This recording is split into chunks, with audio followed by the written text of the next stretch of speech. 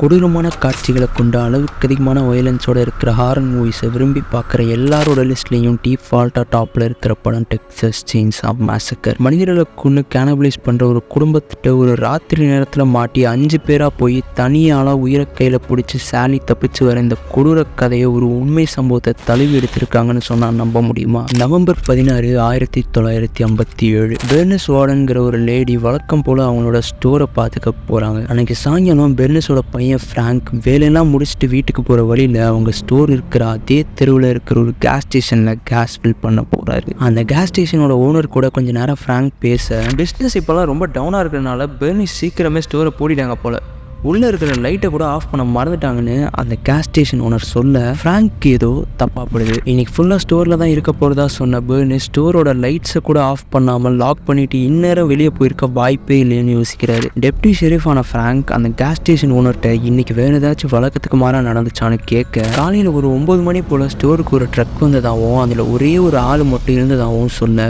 வேகமாக ஃப்ராங்க் அவரோட அம்மா ஸ்டோரை போய் பார்க்குறாரு. கண்டிப்பாக ஏதோ நடந்திருக்கணும்னு உணர்ந்த ஃப்ராங்க் லாக்கான கதவை உள்ள போய் பார்க்கல அங்க இருந்த கேஷ் ரெஜிஸ்டரை யாரோ உடைச்சி எடுத்திருக்கிறத பாக்குறாரு. மெதுவா ஸ்டோரோட பின்புறத்துக்கு போக அங்க ரத்தக்கரைகளை கவனிக்கிறாரு ஃப்ராங்க். இந்த குட்டி கிராமத்துல இதை யாரு பண்ணிருப்பான்னு ஃப்ராங்க் யோசிக்கும் போது அவர் மைண்டுக்கு வந்தது ஒரே ஆள் தான். சில நாட்களுக்கு முன்னாடி பெர்னிஸ்ட வந்து என் கூட ரோலர் ஸ்கேட் பண்ண வரையான்னு கேட்ட ஒரு ஆள், கடந்த சில நாட்களா தொடர்ச்சி அந்த ஸ்டோரை விசிட் பண்ணிட்டு இருந்த ஒரு ஆள். இந்த சம்பவத்துக்கு முந்தின நாள் கூட ஃப்ராங்க் கிட்ட தற்செயலா பேசி இன்னைக்கு ஃப்ராங்க் வெளியில போவாராங்கிறத தெரிஞ்சுக்கிட்ட ஒரு ஆள் எட் கெயின். 1906 பிறந்த எட்கெயினுக்கு ஹென்ரின்னு ஒரு அண்ணன் இருந்தான். இவங்க அப்பா ஒரு ஆல்கஹாலிக்கா இருந்ததுனால சின்ன வயசுல இருந்தே 2 பேரும் அவங்க அம்மாவோட கவனத்துல தான் வளர்றாங்க. ரொம்பவே ரிலீஜியஸா இருந்த அவங்களோட அம்மா இவங்க 2 பேருக்கும் அவங்களோட மத நம்பிக்கைகளை போதிச்சு வளர்க்குறாங்க. இதுல பல ஐடியாஸ் ரொம்பவே பிற்போக்கா யதார்த்தத்துக்கு முறையா இருக்கு. ஹென்றி இதெல்லாம் ஏத்துக்காம அவங்க அம்மாவை எதிர்த்து பேசுவான். ஆனா அதுக்கு முறை நான் எட்கெயின் அவங்க அம்மா சொல்ற ஒவ்வொரு வார்த்தையும் தவறாம வழி முடிஞ்சான். அவங்க அம்மாவையே ஏதோ ஒரு உயர்ந்த சக்தி மாதிரி பார்த்த எட்கெயின் அவங்க மேல ஒரு அப்சஷனோட இருந்தான். எட்கெயினோட இளமை பருவம் இப்படியே கடக்க எட்கெயினோட 30 வயசு கிட்ட அவரோட அப்பா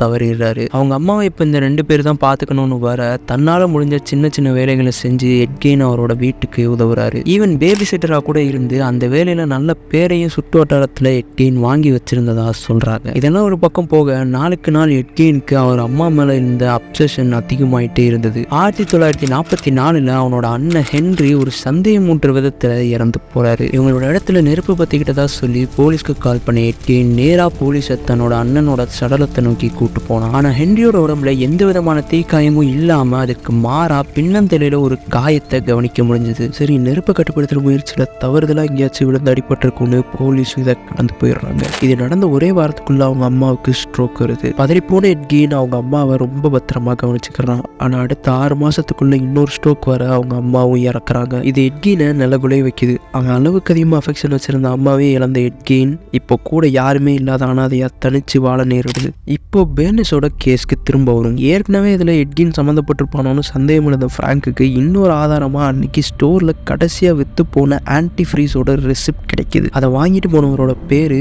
எட்கெயின். வேகமா கிளம்பி போன ஃப்ராங்க் எட்கெயினை பிடிச்சி விசாரிக்க ஆரம்பிச்சாரு. இன்னைக்கு காலையில இருந்து நடந்த விஷயங்களெல்லாம் வரிசையா சொல்லுன்னு ஃப்ராங்க் கேட்க அதுக்கு எட்கெயின் ஒரு கதையை சொல்றாரு. அதே கதையை திரும்ப சொல்லி கேட்கல எட்கெயினால அதை சொல்ல முடியல. சந்தேகம் இன்னும் உறுதியாக எட்கெயின் பதட்டத்தோட என்னை யாரோ இதுல மாட்டி விட பாக்குறாங்கன்னு சொன்னாரு. எதுல மாட்டி விட பாக்குறாங்கன்னு ஃப்ராங்க் கேட்க, அதான் பெர்னிஸோட கொலையில என்னை மாட்டி விட பாக்குறாங்கன்னு சொன்னதும் எட்கெயினை போலீஸ் கஸ்டடிக்குள்ள எடுக்கிறாங்க. ஏன்னா பப்ளிக்கு பெர்னிஸ் காணாம போன செய்தி தான் தெரியுமே தவிர அவங்க உயிர் போனதா யாருமே கன்ஃபார்ம் பண்ணல. எட்கெயினை கஸ்டடியில எடுத்து எட்கெயினோட ப்ராப்பர்ட்டிஸை தேடும் போதுதான் அங்க இருந்த ஒவ்வொரு போலீஸும் அதிர்ச்சி அடைகிற மாதிரி ஒரு காட்சியா பாக்குறாங்க. எட்கெயினோட ஒரு ஷெட்ல பெர்னிஸோட உடம்பு தலைகீழ தொங்க அவங்க தலை தனியா ஒரு சாக்குப்பையில கிடக்க பெர்னிஸோட இதயம் ஒரு பிளாஸ்டிக் பேக்ல கட்டி ஓரமா கிடக்கிறத பாக்குறாங்க. பதறி போன போலீஸ் அந்த இடத்தை முழுக்க தேடி பார்த்ததுல பெர்னிஸ் மாதிரி இன்னும் பல சடலங்கள் கொடூரமான முறையில துண்டிக்கப்பட்டு கிடக்கிறத பாக்குறாங்க. அந்த ஷெட்ல இருந்த ஃப்ரிட்ஜை திறந்து பார்க்க அதுல மனுஷங்களோட உடல் உறுப்புகள்லாம் பதப்படுத்தி வைக்கப்பட்டிருந்ததை பார்த்து இது கேனபலிசம்காக கூட இருக்கலாம்னு யோசிச்சாங்க. இது பார்த்ததுக்கு அந்த இடத்துல இருந்த பல தினசரி பொருட்கள் மனுஷ உடல் உறுப்புகளை வச்சு செய்யப்பட்டிருந்துச்சு. மனுஷ தோலை வச்சு ஃபர்னிச்சர், கொழுப்பை வச்சு குஷன்,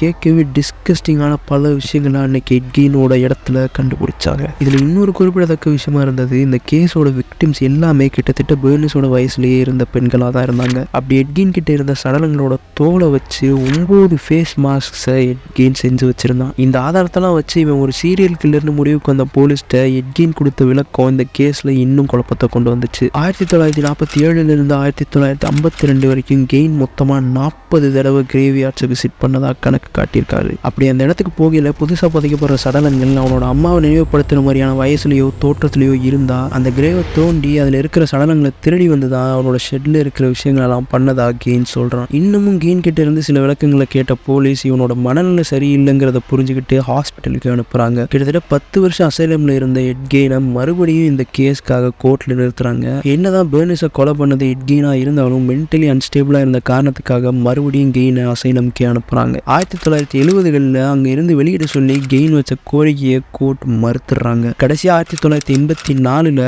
77 வயசான எட்கெயின் லங் கேன்சரால் இறந்தும் போகிறாரு. இந்த கதைக்கும் டெக்சஸ் செயின்சாவ் மேசக்கர் படத்துக்கும் பெருசாக எந்த ஒற்றுமையும் இல்லைன்னு உங்களுக்கு தோணலாம். என்னதான் அதோட கதை ஃபிக்ஷனலாக இருந்தாலும் அந்த படத்தில் வர லெதர் ஃபேஸ் கேரக்டரோட இன்ஸ்பிரேஷனாக இருந்தது எட்கெயின் தான். பத்தாவதுக்கு அந்த படத்தில் வரக்கூடிய கேனபிலிசம் கான்செப்ட், கொடூரமான கொலைகள், மனுஷ உடலை வச்சு செய்யப்படுற பொருட்கள்னு பல விஷயங்களை இந்த கதையில இருந்து தான் இன்ஸ்பயர் பண்ணதா அந்த படத்தோட டைரக்டரே கன்ஃபார்ம் பண்ணியிருக்காரு. இந்த படத்தில் காட்டியிருக்கிற விஷயம்லாம் அமெரிக்காவில் நடந்த ட்ரூ கிரைமை பேஸ் பண்ணதுன்னு படத்தோட ஆரம்பத்தில் வருது. Events of that day were to lead to the discovery of one of the most bizarre crimes in the annals of American history, the Texas Chainsaw Massacre. அந்த சமயத்தில் அதிகமாக நடந்த கிரேவ் ராபரிஸை குறித்ததாகவும் அந்த ஸ்டேட்மெண்ட் ஒரு நல்ல மார்க்கெட்டிங் ஸ்ட்ராட்டஜியாக இருந்ததாகவும் சொல்கிறாரு அந்த படத்தோட டைரக்டர். எட்கெயின் இந்த லெதர் ஃபேஸ் கேரக்டர் தாண்டி சைக்கோங்கிற நாவலில் வர Norman Bates, Silence of the Lamb படத்தில் வர பஃபலோ பில்னு சில இன்ஃபேமஸ் ஃபிக்ஷனல் கேரக்டருக்கு இன்ஸ்பிரேஷனாக அமைஞ்சிருக்கு. இப்படி ஹாரர் கிரைம் ஜான்ரலேயே சில முக்கியமான படைப்புகளுக்கெல்லாம் இன்ஸ்பிரேஷனாக அமைஞ்ச எட்கெயினோட நிஜ கதையை பற்றி தெரிஞ்சுக்க சுவாரஸ்யமாக இருந்திருக்கும்னு நம்புகிறேன். இன்னொரு ஃபேபிள்ஸ் வீடியோவில் உங்களை சந்திக்கிறேன். நன்றி.